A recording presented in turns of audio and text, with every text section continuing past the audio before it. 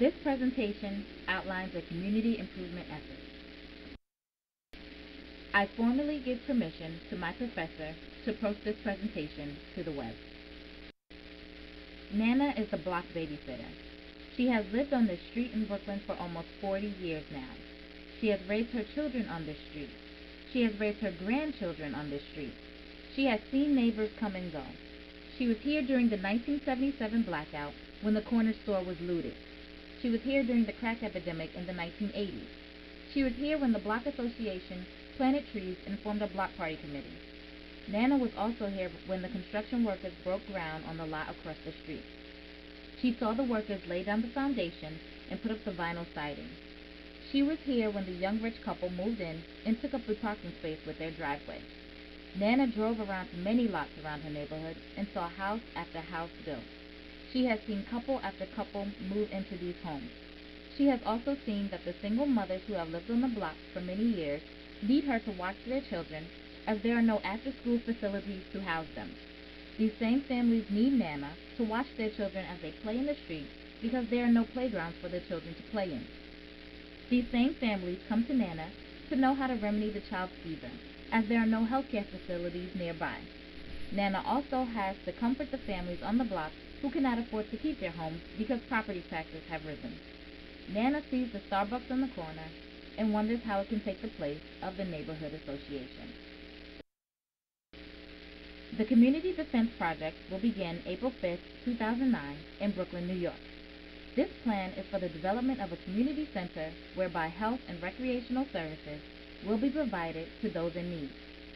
Gentrification and other forms of urban renewal are stripping neighborhoods of their sense of community. The stakeholders in this project include local government and city officials, local construction firms, and community members of all races, all ages, and both. The mission of this project is to preserve the sense of community and fellowship that is currently being threatened by certain forms of urban renewal through the development of a community center whereby all community members can and will depend on one another for life support. According to the 2000 census, 25% of the Brooklyn population and 22% of Brooklyn families live below the federal poverty line. 27% of the population is below the age of 18.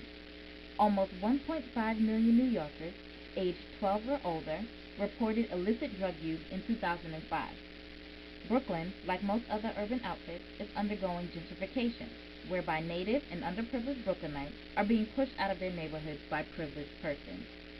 Many houses are being built, but no community centers are available for community members to fellowship, for children to hang out in a safe place, or for those suffering to obtain needed health and social services. Communities like the one I grew up in need to be preserved so that people do not get lost in the everyday uphill battle for space and opportunity. Strong communities produce healthy persons. It is my belief that if each Brooklyn community had a central space so that people can be clothed, fed, and socialized and thoughtfully stimulated, then Brooklynites will not experience drug abuse, poverty, and hopelessness. Using Microsoft Project, I have outlined the major tasks that this project entails. Those tasks are conducting a needs assessment, having an official kickoff event, reporting needs assessment results, hiring workers and employees, obtaining all legal requirements, exchanging information with all stakeholders, raising funds for the project, navigating 3 construction phases, and having a grand opening celebration. Some of these major tasks depend on one another. For example, as shown by the predecessor column, we cannot hire the necessary employees, like psychologists or contractors, without first knowing what the community wants and needs as determined by our needs assessment. The project is scheduled to begin on April 5, 2009. The construction of the community center will take approximately 1 year to complete. The community center will open on January 20, 2011. Here are some snapshots of the subtasks of the major tasks. In order to begin our project, we need to conduct a needs assessment of the community. We have to determine the appropriate needs assessment tool, conduct the needs assessment by visiting homes, and we must summarize the results. Before we summarize the results, of course, we must conduct the needs assessment. This is shown by having Task 4 be a predecessor of Task 5. The Gantt chart to the right shows that all three subtasks of Major Task 1.1 are on the critical path. The estimated start and finish dates for these subtasks were estimated by health promotion and disease prevention professors at Georgetown University. Under Major Task Fundraising, we see that 3 of the 6 subtasks are on the critical path. The three subtasks on the critical path are recruiting members to be in the fundraising committee, brainstorming fundraising ideas, and conducting fundraising activities. Fundraising is scheduled to begin on May 8, 2009 and end on June 18, 2009. According to members of a Brooklyn Neighborhood Association, it is optimistic to believe that fundraising would occur within a month and a half. According to some, fundraising would occur continuously throughout the duration of the project. Please do not be intimidated by the chart on this page. Presented here is the Gantt chart for the entire project. The longest task of this project is the actual construction of the community center. This task is scheduled to take 365 days. In red are all the tasks that are on the critical path. If any of these tasks are slowed down, the entire project will be thrown off schedule.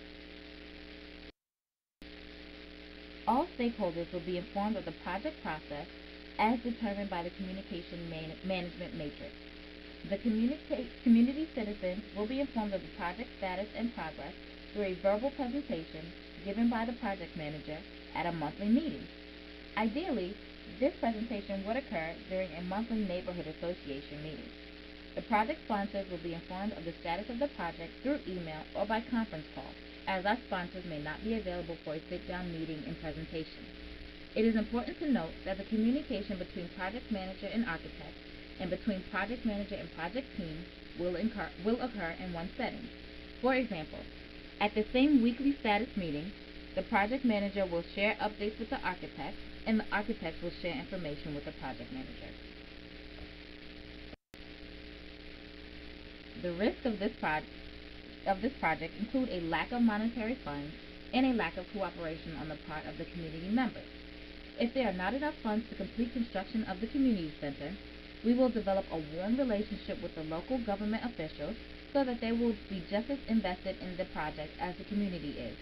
These officials can help us obtain the necessary funds.